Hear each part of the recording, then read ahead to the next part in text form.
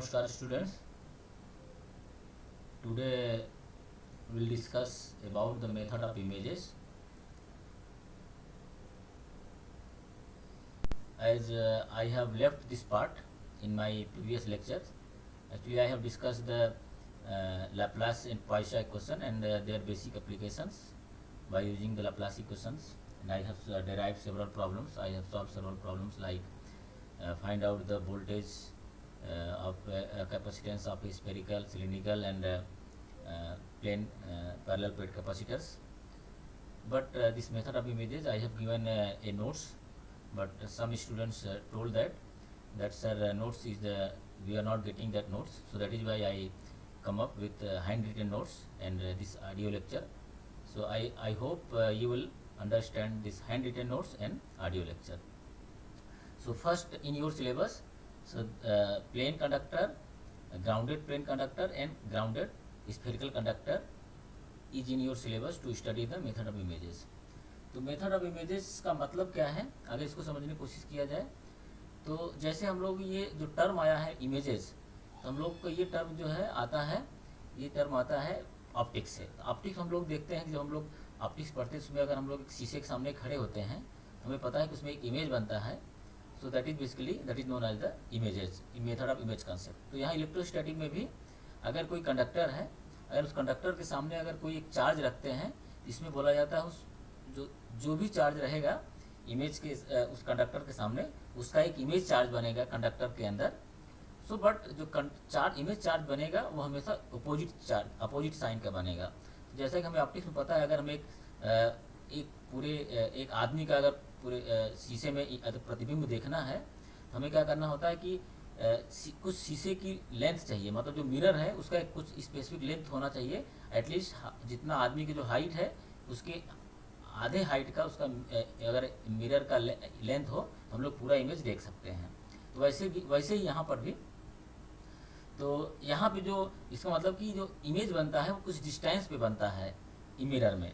So that is why we require some specific length of to see some objects in front of mirror. So similarly यहाँ पे अगर ये कोई charge conductor के सामने अगर रखते हैं तो उसका एक इमेज चार्ज बनता है.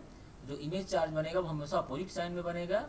और वो जो डिस्टेंस अगर प्लेन कंडक्टर है, तो अगर प्लेन कंडक्टर है तो जो इमेज डिस्टेंस बनेगा, मतलब जो कंडक्टर से वो एग्जैक्टली सेम डिस्टेंस में बनेगा जितनी दूरी पे वो कंडक्टर के सामने चार्ज रखा हुआ है. तो यहाँ पे हमने इस टॉपिक में हमने दिखाने की कोशिश किया हूँ कि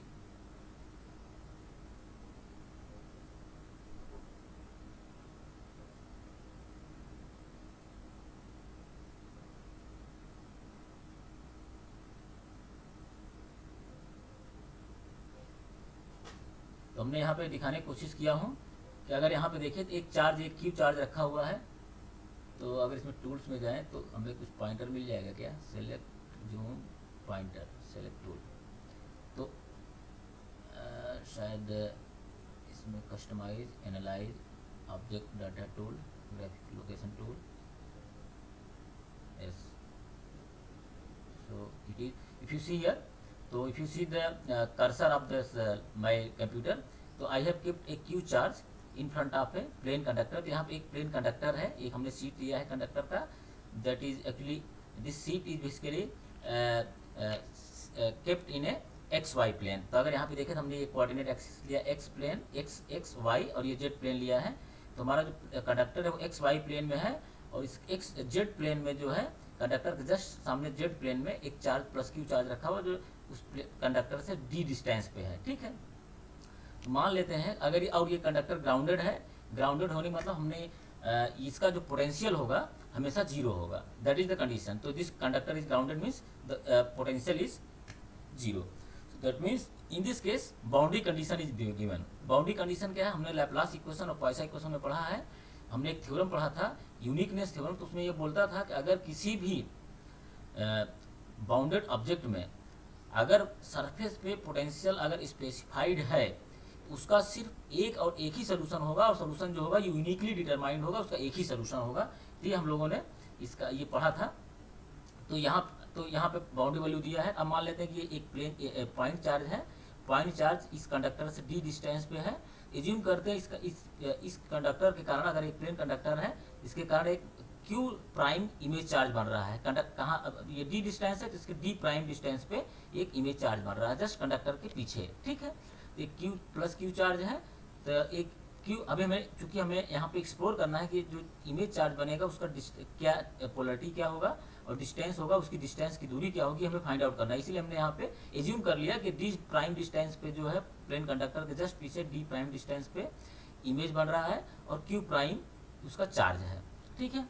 तो अब हम लोग अगर मान लीजिए कि कंडक्टर के सामने कोई पॉइंट पी है जिसपे अगर हमें पोटेंशियल लिखना हो, अगर हम पोटेंशियल लिखें तो पॉइंट पी पे तो हम डिफाइन करते हैं डिस्टेंस, तो ये डिस्टेंस डी है तो ये डी प्राइम है।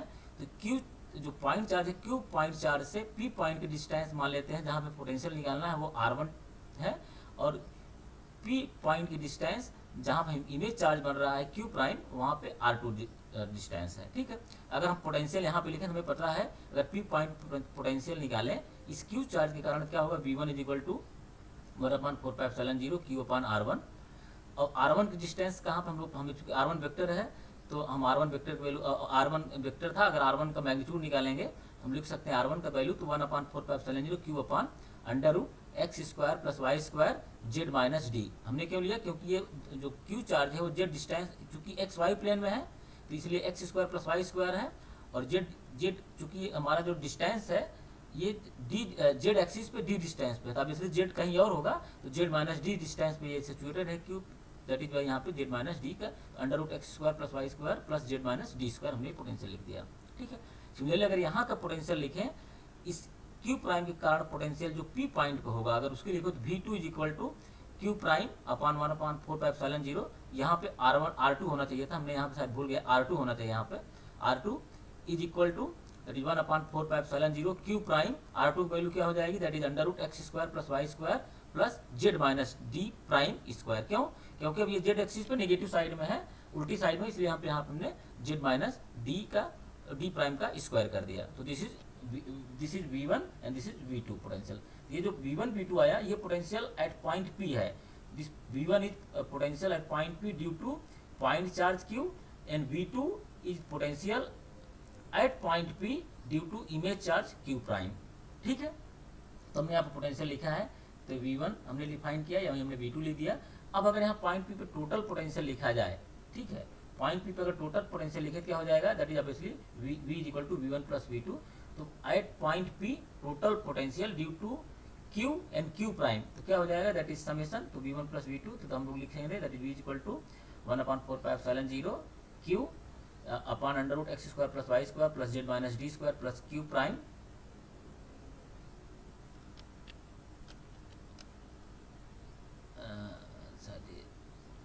वन मिनट है।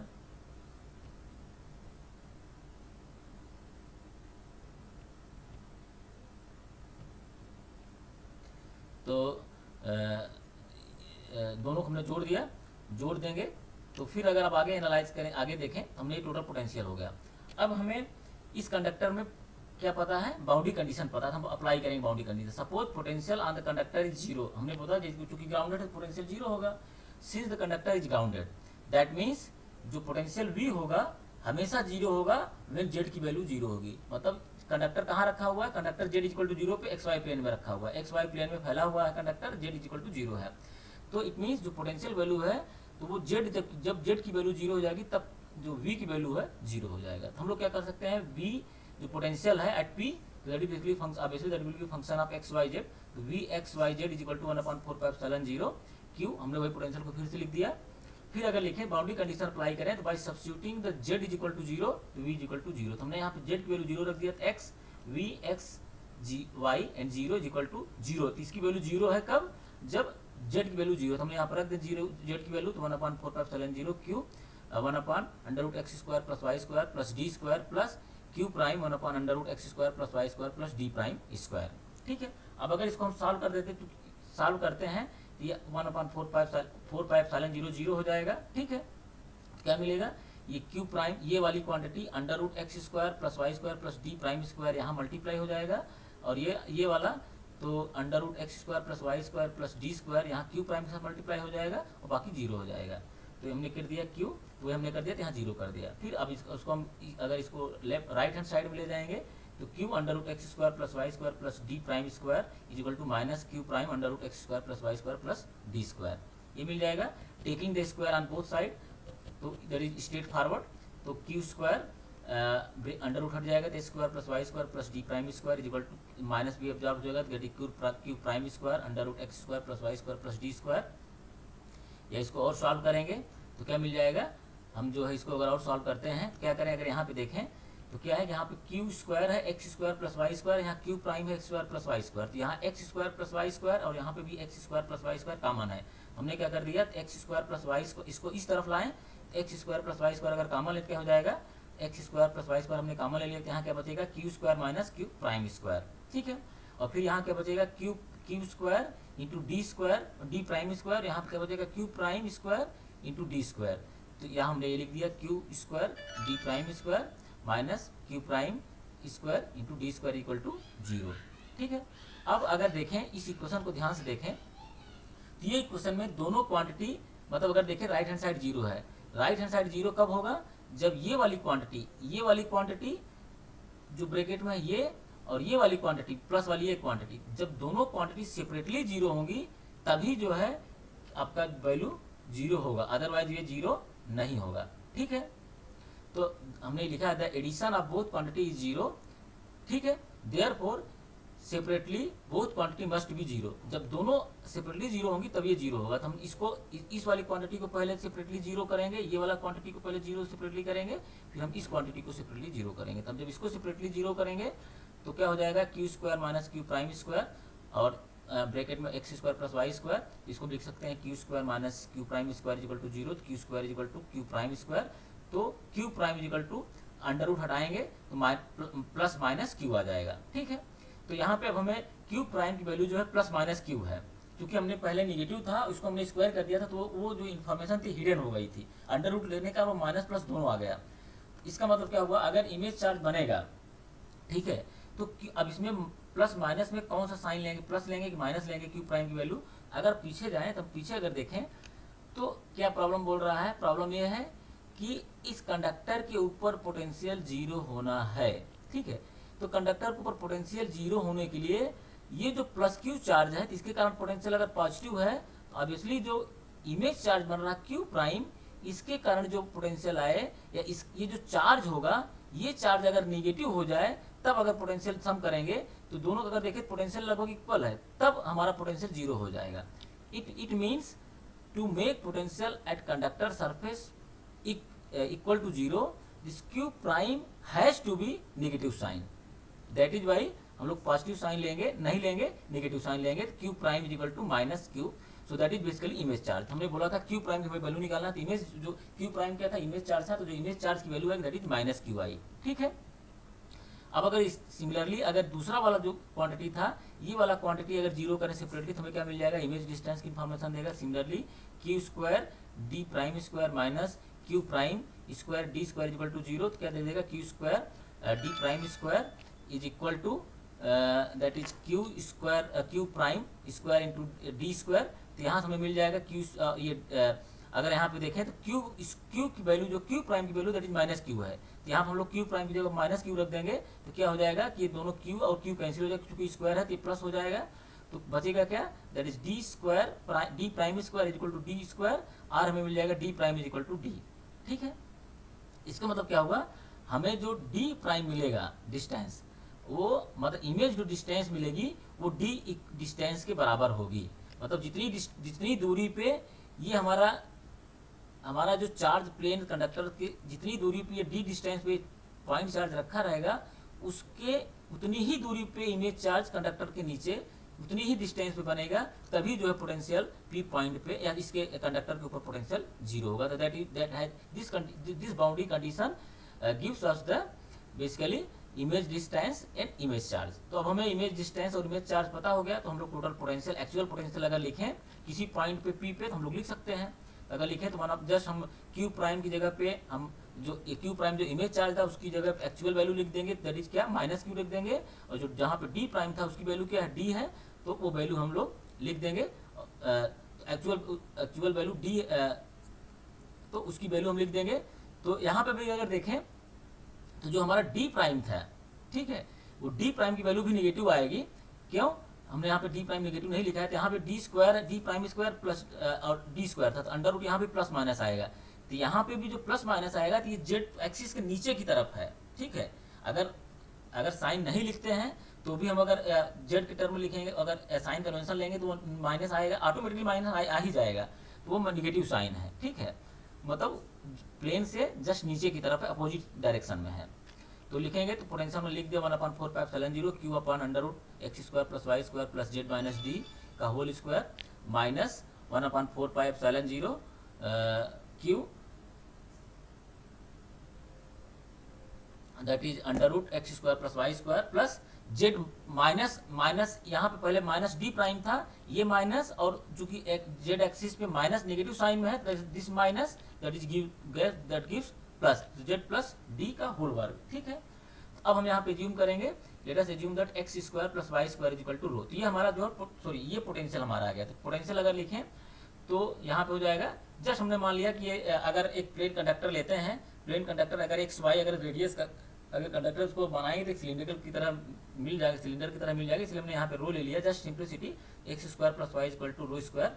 यहाँ पे लिखे तो v x y z equal to q, q q दोनों में कॉमन है, तो यहाँ पे जो माइनस साइन था ये माइनस यहाँ पे दे दिया, ये तो माइनस यहाँ आ गया, तो 1/4πε0 अंडर ब्रैकेट में 1 under root rho square Z minus D का square minus 1 under root rho square plus Z plus D का square, so that is equal to V rho Z. तो जो हमने एक्स वाई की वैल्यू हमने रो मान दिया था, तो यहाँ पे अब ये दो कोऑर्डिनेट का आ जाएगा वी जो function of rho and z. अब अगर हम इलेक्ट्रिक फील्ड फाइंड आउट करने की, मतलब इलेक्ट्रिक फील्ड पॉइंट पी पे कितना होगा या किसी पॉइंट पर हम लोग निकाल सकते हैं। इलेक्ट्रिक फील्ड हमें पता है e equal to minus gradient of v, तो हमने क्या कर दिया, जस्ट हमें ग्रेडियंट लेना होगा, ग्रेडियंट लेंगे, क्योंकि अभी कोऑर्डिनेट है रो और जेड का, तो हमें रो और जेड रो और जेड कोऑर्डिनेट में हमें ग्रेडियंट लिखना होगा, that is basically cylindrical coordinate में, तो that is minus del rho upon rho unit vector minus del upon del z, z unit vector, that is v rho z. ये potential का just gradient ले लेंगे, अगर gradient लेंगे तो electric, अब जस्ट डिफरेंशिएट कर देंगे रो और जेड के रिस्पेक्ट में ऊपर वाला पोटेंशियल, तो हमें इलेक्ट्रिक फील्ड दे देगा। हमने डिफरेंशिएट किया तो ये इलेक्ट्रिक फील्ड आ गया, ठीक है। तो आप इसको करेंगे तो एक रो यूनिट वेक्टर आएगा, एक जेड यूनिट वेक्टर आएगा, this is electric field at point P due to the both system, that is point charge and image charge. तो electrostatic potential can be used to calculate. अब हमें पता है, अब ये इलेक्ट्रिक फील्ड अगर आ गया, हम लोग सरफेस कंडक्टर के ऊपर, जो कंडक्टर है, ग्राउंडेड कंडक्टर है, उसके ऊपर कितना सरफेस चार्ज होगा वो हम लोग फाइंड आउट कर सकते हैं, ठीक है। क्यों? क्योंकि अगर कंडक्टर है, कंडक्टर के नीचे जो हमें पता है, कोई भी प्लेन कंडक्टर सीधे कंडक्टर के इनसाइड जो इलेक्ट्रिक फील्ड जीरो होता है, कंडक्टर के हमेशा ऊपर इलेक्ट्रिक फील्ड होता है, ठीक है। ये हम लोगों ने पढ़ा है। और हमें पता है, एक हमने बाउंड्री कंडीशन बताया था, जो इलेक्ट्रिक फील्ड होता है अगर, तो क्या है, इलेक्ट्रिक फील्ड का हमेशा परपेंडिकुलर कंपोनेंट जो कंडक्टर पे होता है, जो आउटसाइड होता है, वो हमें वो हम लोग फाइंड आउट कर सकते हैं बाउंड्री कंडीशन। तो ई परपेंडिकुलर या ई आउटसाइड जो होता है वो that sigma upon epsilon zero, that is an cap, but जो पैरेलल कंपोनेंट होता है वो हमेशा जीरो होता है कंडक्टर पे, हमने ये क्लास में पढ़ाया था। So that is why e perpendicular I have written. तो हम लोग इसका मतलब हम लोग सरफेस चार्ज डेंसिटी का इन्फॉर्मेशन निकाल सकते हैं। ग्राउंडेड जो प्लेन है, अगर हमें इलेक्ट्रिक फील्ड का नेचर पता हो गया तो हम लोग जो प्लेन कंडक्टर है उसके ऊपर कितना सरफेस चार्ज डिस्ट्रीब्यूशन है, मतलब उस पर डिस्ट्रीब्यूशन चार्ज का क्या है, किस तरीके से डिस्ट्रीब्यूशन है, वो हम लोग बड़ी आसानी से निकाल सकते हैं, ठीक है। तो यहाँ हमने वही करने की कोशिश किया है, e perpendicular is equal to e outside is equal to q upon epsilon zero n cap, या एन का है। अब यहाँ पे देखें तो perpendicular component of electric field, perpendicular component क्या होगा प्लेन कंडक्टर के, अगर यहाँ पे देखें तो जेड कंपोनेंट होगा ना, अगर यहाँ पे जाएं तो यहाँ पे परपेंडिकुलर इस कंडक्टर पे क्या होगा, एक्स वाई तो पैरेलल कंपोनेंट हो जाएंगे, इसके जेड कंपोनेंट जो होगा वही परपेंडिकुलर कंपोनेंट होगा, तो मतलब नॉर्मल वेक्टर होगा इलेक्ट्रिक फील्ड का। तो इसीलिए हमने यहाँ पर अगर देखें हमने लिख दिया है E Z is equal to sigma upon epsilon zero. इसका मतलब सिग्मा की वैल्यू क्या हो जाएगी, sigma is equal to epsilon zero into e z, ठीक है। अब ई जेड की वैल्यू हमें पता है, E Z is equal to हमें पता है, हमने कंडीशन निकलवाया था, that is E perpendicular is equal to minus normal derivative of voltage potential, या इसको हम लोग लिख सकते हैं that E perpendicular is normal derivative of potential, और E perpendicular is equal to E Z, मतलब नॉर्मल कंपोनेंट क्या है, ई जेड है, तो हम लोग इसको ई जेड, अथवा इसको हमने अथवा ई परपेंडिकुलर लिखे अथवा ई जेड लिखे, बोलो दोनों सेम है, ठीक है। अब यहाँ पे एन कैप लिखे अथवा जेड लिखे, दोनों सेम है, तो हमने यही लिख दिया e Z is equal to minus del v upon del z, ठीक है। तो हमारा सरफेस चार्ज डिस्ट्रीब्यूशन क्या हो जाएगा, that will be sigma is equal to minus epsilon zero del v upon del z at z is equal to zero. कहाँ पे, ये कंडक्टर के सरफेस पे, मतलब सरफेस कहाँ है, जब z is equal to zero है तभी कंडक्टर, तो हमारा जो नॉर्मल कंपोनेंट है इलेक्ट्रिक फील्ड है वो इसके बराबर होगा, that is sigma is equal to minus epsilon zero del v upon del z. और कहीं कंडक्टर के ऊपर बाहर कहीं आगे पीछे जाएंगे तो नहीं वैल्यू सेटिस्फाई करेगा, इसीलिए हमने यहाँ पे z is equal to zero लिया है। इसका मतलब कंडक्टर के सरफेस पे ही ये कंडीशन, ये हमने जो कंडीशन लिखा है यहाँ तक, ये सिर्फ कंडक्टर के सरफेस पे ही सेटिस्फाई करता है। ये जो कंडीशन हमने लिया ये कंडक्टर के सरफेस पे ही सेटिस्फाई करता है, ठीक है।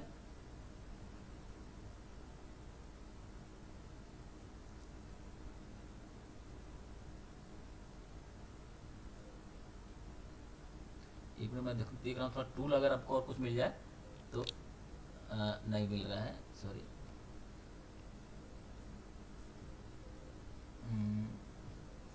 1 मिनट।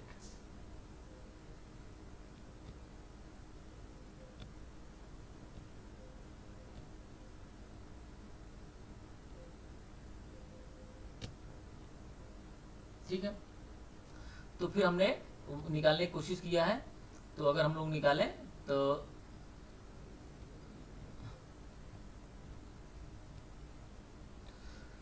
देयरफॉर तो सिग्मा क्या हो जाएगा, सिर्फ जेड कंपोनेंट लेंगे तो जो पोटेंशियल का जेड कंपोनेंट है उसको हम लोग क्या करेंगे, पोटेंशियल का जो जेड कंपोनेंट है उसको हम लोग जेड के रिस्पेक्ट में डिफरेंशिएट कर देंगे। तो यहाँ पे जेड कंपोनेंट देखें, सिर्फ ये वाला जो कंपोनेंट है इस कंपोनेंट को हम लोग डिफरेंशिएट करेंगे। हमारा कर्सर चल रहा है माउस का, अगर इसको देखें तो ये जेड कंपोनेंट है, इसको डिफरेंशिएट करेंगे तो हमारा सरफेस चार्ज डेंसिटी दे देगा, ठीक है। तो हम लोग वही कर दिया है। तो सिग्मा बशर्ते कंडीशन क्या होनी चाहिए, जेड की वैल्यू जीरो होनी चाहिए, ठीक है। तो जेड की वैल्यू डिफरेंशिएट करेंगे और जेड की वैल्यू जीरो रख देंगे, तो हमने कर दिया है। तो क्यू तो माइनस है, तो माइनस यहाँ पे आ जाएगा, माइनस यहाँ पर एप्सिलॉन जीरो थी, हमने एप्सिलॉन जीरो लिख दिया। और वोल्टेज वैल्यू क्या थी, q upon 4 pi epsilon zero, तो हमने q upon 4 pi epsilon zero लिख दिया। Del v upon del z, तो डिफरेंशिएट करेंगे तो जेड वाला कंपोनेंट डिफरेंशिएट होगा, ठीक है। तो ये क्या है, 3/2 है, तो ये अगर इसको डिफरेंशिएट करेंगे तो minus Z minus T D, ये क्वांटिटी आ जाएगी। और जब इसे दूसरा वाला करेंगे तो ये प्लस जेड प्लस डी और ये वाली क्वांटिटी आ जाएगी at z equal to zero.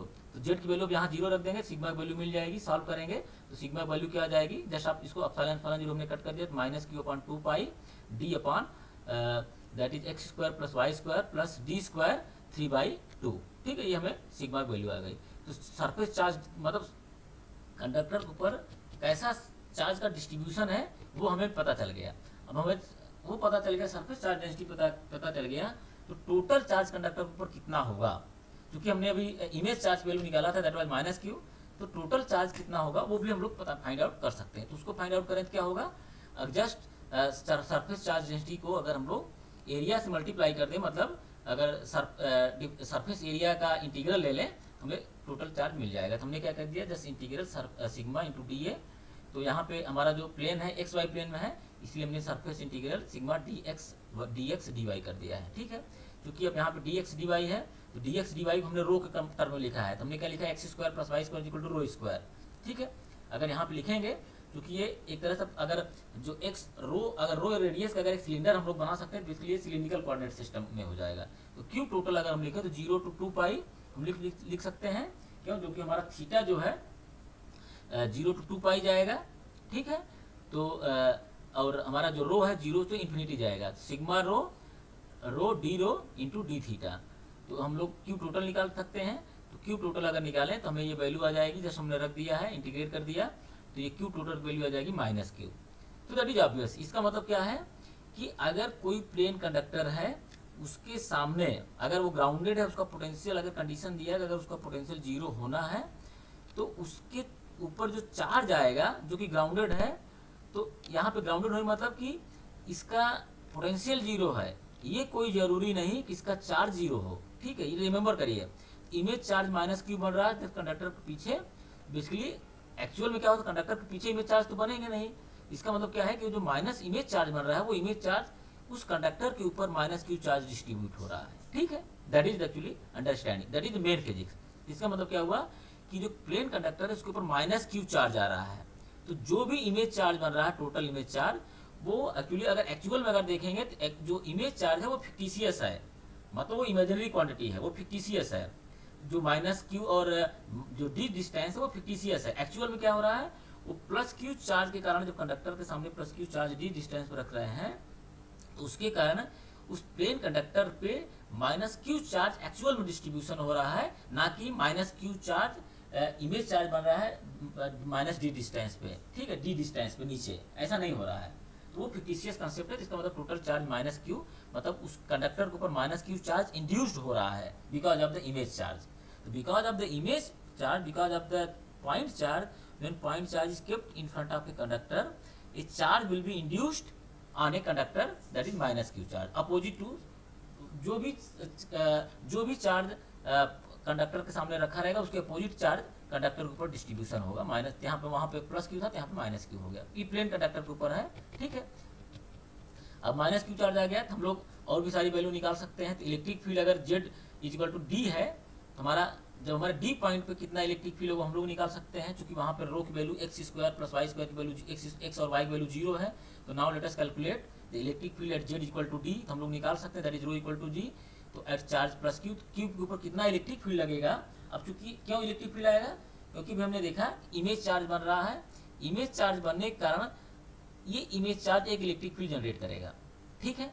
वो इलेक्ट्रिक फील्ड कहाँ पे, अगर हम पॉइंट पी, पॉइंट पी नहीं, जहां हमारा पॉइंट चार्ज क्यू रखा है, उस पॉइंट चार्ज क्यू पे कितना इलेक्ट्रिक फील्ड जनरेट होगा because of this image charge, तो हम लोग निकाल सकते हैं। हमने क्या कर दिया, जस्ट जेड की जगह पे डी रख दिया, ठीक है, और एक्स और वाई वैल्यू हमने 0 रख दिया। तो क्या हो जाएगा, हमें इलेक्ट्रिक फील्ड क्या दे देगा, वो जहां पे प्लस क्यू चार्ज है वहां पे इलेक्ट्रिक फील्ड कितना होगा वो हमें मिल जाएगा। अगर इस वाले एक्सप्रेशन में अगर देखें तो इलेक्ट्रिक फील्ड वाला एक्सप्रेशन, यहाँ पे हमने रो की वैल्यू, रो कंपोनेंट हमने 0 कर दिया और जेड की वैल्यू 0 कर दिया, और सिर्फ डी की वैल्यू रखेंगे, जेड इक्वल टू डी रखेंगे, ठीक है। और तो जब ये सब्स्टिट्यूट करें तो हमें सिर्फ Z component of electric field देगा। तो अगर इसको सॉल्व करेंगे तो आपको मिल जाएगा। तो जब जेड इक्वल टू डी रखें तो ये वाला component Z, D minus D, ये वाला कंपोनेंट 0 हो जाएगा, सिर्फ ये कंपोनेंट बचेगा, ठीक है। तो इसको सॉल्व करेंगे तो आपको ये मिल जाएगा। तो आप सॉल्व करेंगे तो ये मिल जाएगा E equal to minus q upon 4πε0 2D upon 2D cube into z unit vector, ठीक है। हमने क्या किया, जस्ट ये इलेक्ट्रिक फील्ड जो हमने निकाला था, इस इलेक्ट्रिक फील्ड वाले, इस वाले इलेक्ट्रिक फील्ड में जहां पे रो की वैल्यू है वहां रो की वैल्यू, वहां हमने रो की वैल्यू 0 रख दिया और जेड की वैल्यू जो है डी रख दिया। तो ये वाला टर्म, ये टर्म 0 हो जाएगा। फिर जेड इक्वल टू डी है, रो इक्वल टू 0, तो ये वाला भी टर्म 0 हो जाएगा। फिर यहाँ पे माइनस माइनस बचेगा और यहाँ पे z equal to z plus d, तो यहाँ 2D हो जाएगा। और यहाँ पे रो इक्वल टू 0 है तो ये D plus D that is 2D square है, तो क्यूब हो जाएगा, ठीक है। ये माइनस साइन इधर आ जाएगा, तो ई इलेक्ट्रिक फील्ड निकल जाएगा। तो अगर इसको निकालेंगे तो हमें मिल गया electric field is equal to minus 1/4πε0 Q upon 2D का square z unit vector. So this is the field which is experienced by plus q charge due to image charge, ठीक है। तो ये जो इलेक्ट्रिक फील्ड है, ये जो point charge Q conductor के सामने रखा है, वो कितना इलेक्ट्रिक फील्ड एक्सपीरियंस करेगा, उसके ऊपर कितना इलेक्ट्रिक फील्ड इमेज चार्ज के कारण कितना इलेक्ट्रिक फील्ड लगेगा, वो ये इलेक्ट्रिक फील्ड है, ठीक है। अगर ये हमें पता हो गया तो उस पॉइंट चार्ज के ऊपर कितना फोर्स जो है, ये इमेज चार्ज कितना फोर्स एग्जर्ट करेगा, वो भी हम लोग फाइंड आउट कर सकते हैं, ठीक है। तो therefore force exerted on point charge by image charge that can be written, अगर उसको लिखें that F is equal to q into e, just उस चार्ज को इस इलेक्ट्रिक फील्ड में कितना चार्ज है उसमें मल्टीप्लाई करते हमें निकल जाएगा। तो इलेक्ट्रिक फील्ड इतना है और चार्ज कितना प्लस क्यू है, तो लिख जाएगा, हो जाएगा माइनस 1/4πε0 क्यू स्क्वायर 2D का whole square into z unit vector. अब इसलिए जो फोर्स होगा वो जेड डायरेक्शन में होगा, और चूंकि एक अपोजिट, एक प्लस चार्ज एक माइनस चार्ज है, इसीलिए यहाँ पे माइनस साइन है, इसका मतलब जो फोर्स है वो अट्रैक्टिव फोर्स है, ठीक है। तो अब अगर हम लोग इसी तरीके से अगर इलेक्ट्रोस्टैटिक एनर्जी निकाले तो हम लोग एनर्जी निकाल सकते हैं इमेज के चार्ज, इमेज के कारण हमें पता है इलेक्ट्रोस्टैटिक एनर्जी क्या करें, लाइन इंटीग्रल ले लें, हमें एनर्जी निकल जाएगा, ठीक है। तो